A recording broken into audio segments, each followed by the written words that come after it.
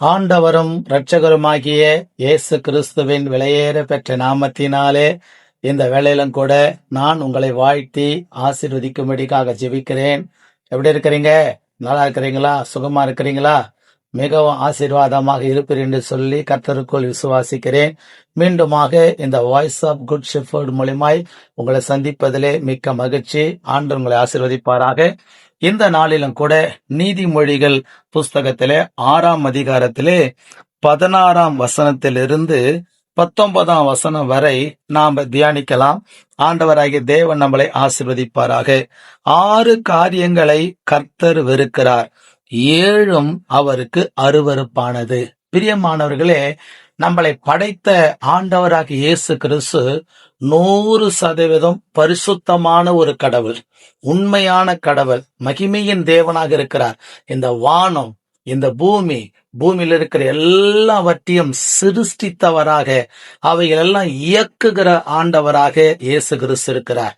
அப்படிப்பட்ட ஆண்டவர் மனுக்குலத்துக்குள்ள இருக்கிற மனுஷர்களுக்குள் இருக்கிற ஒரு 7 காரியங்களை அவர் நான் அருவருக்கிறேன் என்று சொல்றார். மனிதனை ரொம்ப நேசிக்கக்கூடிய ஒரு இயேசு கிறிஸ்து, மனித தேவ சாயலாக நம்ம எல்லாம் சிருஷ்டிக்கப்பட்டிருக்கிறோம். அப்படியானால் தேவனுடைய குணம் நமக்குள்ள இருக்க வேண்டும் என்று சொல்லி இயேசு கிறிஸ்து என்ன பண்றாரு? சோதரம் நம்மளை எதிர்பார்க்கிறார், நம்மகிட்ட எதிர்பார்க்கிறார். பிரியமானவர்களே, ஆண்டவராக இயேசு கிறிஸ்து நம்மளை நேசிக்கிறவர் தான். ஆனா நமக்குள்ள இருக்கிற சில காரியங்களை கர்த்தர் என்ன செய்கிறாரு? அருவருக்கிறார் என்று சொல்லப்பட்டிருக்கிறது.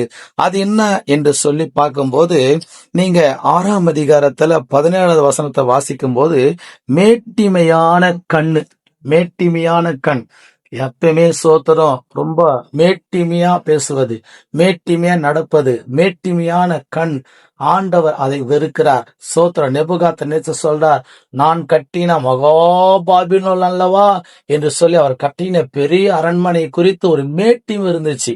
பிரியமானவர்களே, நம்ம வாழ்க்கையில கடவுள் எவ்வளவுதான் உயர்த்தினாலும் அந்த மேட்டிமை நம்முடைய வாழ்க்கையில என்ன பண்ணக்கூடாது? வரக்கூடாது. இதெல்லாம் கர்த்தரால் வந்தது, இதெல்லாம் இயேசுவால வந்தது, இதெல்லாம் என்னை படைத்த தெய்வம் என் மேல் அன்பு வைத்தபடினால எனக்கு தந்தது என்று சொல்ல வேண்டுமே தவிர பெரிய மேட்டிமை வரக்கூடாது. சோத்திரம். நான் ராஜா விட்டு பிள்ளை, நான் பெரிய ஜாதி விட்டு பிள்ளை, நான் அந்த விட்டு பிள்ளை அப்படின்னு சொல்லிட்டு மேட்டிமை நம்முடைய வாழ்க்கையில என்ன பண்ணக்கூடாது? வரக்கூடாது. ஏன்னா மேட்டிமையா பேசுகிறவங்களை கர்த்தர் அருவருக்கிறாரா. 2வது பாத்தீங்கன்னா பொய் நாவு.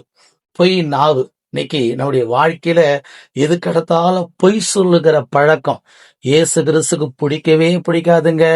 உங்க வாழ்க்கையில பொய் பட்டம் பேசாதீங்க. இருக்கிறதா சொல்லுங்க. உண்மையா சொல்லுங்க. சோத்திரம். பொய் சொல்லி நம்ம வாழ வேண்டும் என்று சொல்லி ஆண்டவர் விரும்பல.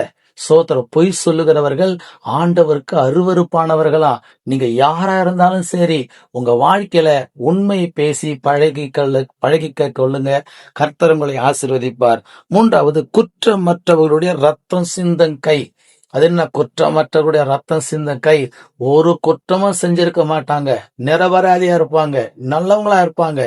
அவங்கள கொலை செய்வது, அவங்களுக்கு சூனியம் வைப்பது, அவங்களுக்கு எதிராக செயல்படுவது, அவங்களுக்கு ஏதாவது செஞ்சு அவங்கள வீழ்த்துவது. அவங்க நீதிமானா இருப்பாங்க, உண்மையா உழைச்சு முன்னேறி இருப்பாங்க, உண்மையா உழைச்சு மேல வந்திருப்பாங்க. அவங்களுக்கு விரோதமா வேற காரியங்கள் பண்ணுவது, அவங்களை வீழ்த்துவதற்கான காரியங்கள் பண்ணுவது. இதுதான் குற்றமற்றவருடைய ரத்தம் சிந்த கை. துர் ஆலோசனை பிணைக்கிற இருதயம். 4வது துர் ஆலோசனை. சோத்திரம். மற்றவங்களுக்கு கெட்டு போவதற்காக தப்பான ஆலோசனை கொடுப்பது, குடும்பத்துல தப்பான ஆலோசனை கொடுத்து அவங்க எப்படியாவது கெட்டு போயிடணும், அவங்க கணவன் மனைவி சந்தோஷமா இருக்கக்கூடாது, பிள்ளைங்க சந்தோஷமா இருக்கக்கூடாது, அவங்க நல்லா இருக்கக்கூடாது அப்படிங்கிறதுக்காக துர் ஆலோசனை பண்ணி அவங்களை சீரடிக்க வைப்பது. இதெல்லாம் மனுக்குலத்துக்கு உண்டு. அதனாலதான் ஆண்டவர் சொல்லும் போது, மனுஷனை பூமியில படைச்சதுக்காக மனஸ்தாபப்பட்டேன்னு சொன்னாரு. அப்படியானால் நமக்கு இந்த குணம் எல்லாம் இருக்கக்கூடாது, மாத்திக்கணும். கர்த்தர் நம்மளை ஆசீர்வதிப்பாராக. அடுத்தது பாத்தீங்கன்னா சோத்திரம். துர் ஆலோசனை பிணைக்கின்ற இருதயம். 5வது தீங்கு செய்வதற்கு விரைந்து ஓடுகிற கால். தீங்கு செய்வதற்கு. சோத்திரம். யாருக்காவது தீங்கு செய்யறதுன்னா நிறைய பேருக்கு அல்வா சாப்பிடுற மாதிரி, அது பெரும் ஆபத்து. நாம மற்றவங்களுக்கு செய்யற தீங்கு நமக்கே ஒரு நாளைக்கு வந்து சேர்ந்துரும், நம்ம பிள்ளைங்களுக்கு வந்து சேர்ந்துரும். அப்பதான் தெரியும், ஐயோ அன்னைக்கு அதை செஞ்சுனே அது என் வீட்டுக்கே வந்துச்சுன்னு சொல்லிட்டு. தீங்கு செய்வதற்கு விரைந்தோடுகிற கால், அது ஆண்டவர் அருவருக்கிறார். அடுத்தது சோதரன், அபத்தம் பேசும் பொய் சாட்சி. பொய் சாட்சி. இன்னைக்கு நிறைய சோத்திரம் அட்வொகேட்றங்க சோத்திரம் பொய் சொல்லியே சோத்திரம் கேஸ்ல ஜெயிக்கிறதுக்கு பாக்குறாங்க. யாரா இருந்தாலும் சரி, நீங்க பொய் சாட்சி சொன்னீங்க அப்படின்னா, அட்வொகேட்டர்களாக ஒருவேளை நீங்க இதை பார்த்து கொண்டு இருந்தீங்கன்னா, நீங்க பொய் பேசுறீங்க, பொய் சாட்சி பண்றீங்க அப்படின்னா உங்களுக்கு தான் அது வந்து சேரும். அதனால பொய் சாட்சி சொல்லி நீங்க ஜெயிச்சு முன்னேறன்னு சொல்லிட்டு நினைக்கவே நினைக்காதீங்க. கடைசியாக, சகோதரர்களுக்குள்ளே விரோதத்தை உண்டு பண்ணுதல். அண்ணன் தம்பிக்குள்ள, அக்கா தங்கச்சிங்களுக்குள்ள விரோதம். சோத்திரம். மற்றவங்க கூட நல்லா பழகுவாங்க. ஏசப்பா சொன்னாரு, இடுக்கணில் உதவே சகோதரன் பிறந்திருக்கிறான் என்று சொன்னாரு. சோத்திரம். நீங்க கண்ட சகோதரனிடத்துல அன்பு காட்டலைன்னா, காணாத கடலுக்கிட்ட எப்படி அன்பு காட்ட முடியும்? காட்ட முடியாது. சகோதரர்களுக்குள்ள விரோதம் இருக்கக்கூடாது, ஒற்றுமையா இருக்கணும். இப்படிப்பட்ட குணத்தை இயேசு கிறிஸ்து அருவருக்கிறார். பிரியமானவர்களே, 7 காரியம் சொன்னேன். முதல் காரியம் என்ன சொன்ன? மேட்டிமையான கண்ணு. 2வது, குற்றமாற்றவுடைய ரத்தம் சிந்த கை. 3வது, துராலோசனை பிணைக்கிற இருதயம். 4வது, தீங்கு செய்வதற்கு விரைந்து ஓடுகிற கால். 5வது, அபத்தம் பேசும் பொய் சாட்சி. சகோதரருக்குள்ளே விரோதத்தை உண்டு பண்ணுதல். இவைகளெல்லாம் கர்த்தர் அருவருக்கிறார். இப்படிப்பட்ட அருவருப்பான காரியத்தை நீங்கள் செய்து, நீங்க கோயிலா போய் சோத்திர சாமி கும்பிட்டாலும், உருண்டு பிறண்டு சாமி கும்பிட்டாலும், பச்சை தண்ணியில குளிச்சுக்கிட்டு சாமி கும்பிட்டாலும், கர்த்தர் சொல்லுவாரு, நீ நிறைய அருவருப்பும் இருதயத்தில் இருக்குது, அதை முதலாவது மாத்து, மனம் திரும்பு என்று சொல்லுவார்.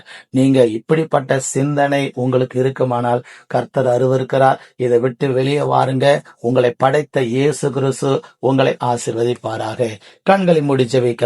எங்களை அதிகமாய் நேசிக்கிற நல்ல பிதாவே, வானத்தையும் பூமியும் படைத்த ஆண்டவராக இயேசு கிறிஸ்து மனுஷனுக்குள் இருக்கிற இப்படிப்பட்ட 7 காரியங்களை நான் அருவருக்கிறேன் என்று சொன்னேன். ஆண்டவரே, இந்த அருவருப்பான பழக்கத்தை விட்டு ஜனங்கள் வெளியேறவும், ஜீவனுள்ள தெய்வத்தை உண்மையாய் பின்பற்றவும் கர்த்தர் அனுகிரகம் செய்யுங்க. ஆசீர்வதிங்க, பலப்படுத்துங்க, பெரிய காரியம் செய்யுங்க. துதி கன மகிமை எல்லாம் இயேசு கிறிஸ்து ஒருவருக்கே எடுக்கிறோம். ஆசீர்வதியும் இயேசுவின் நாமத்தில் பிதாவே. ஆமேன், ஆமேன், ஆமேன். God bless you. கர்த்தர்கள் யாவரையும் ஆசீர்வதிப்பாராக. ஆமேன். பாய்.